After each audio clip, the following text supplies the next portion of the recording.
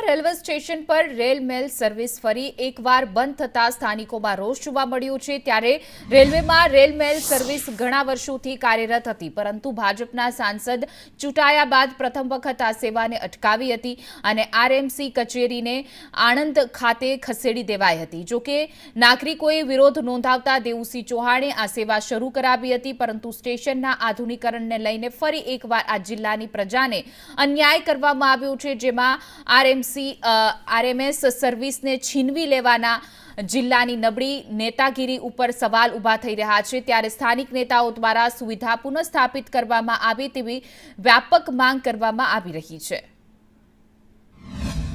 ખેડા જિલ્લાના ભાજપના નબળા લોકસભાના સાંસદ ની કાર્ય કરવાની પ્રણાલીગત જે ઢીલી નીતિ છે, તેને કારણે આજે લાખો પબ્લિકને આ જે આરએમએસ સેવા જતી રહી છે તેનું ભોગ બનવું પડ્યું છે।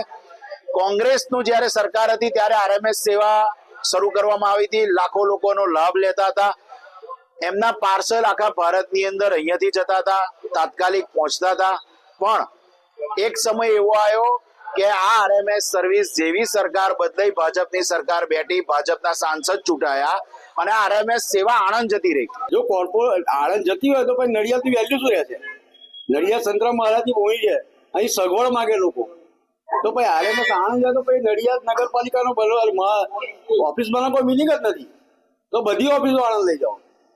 એ આમ પ્રજાનું વિચારતી જ નથી સરકાર। આ લોકોએ ઘણી વખત છાપામાં વારંવાર આ લોકોએ રજૂઆત કરે છે, પણ સરકાર એ તો પીછોડા કરે છે। હવે સરકારની વાત કરું તો 24 કલાક તમારે મારી જોડે બેસવું પડે, without any thinking and what pass હોતું।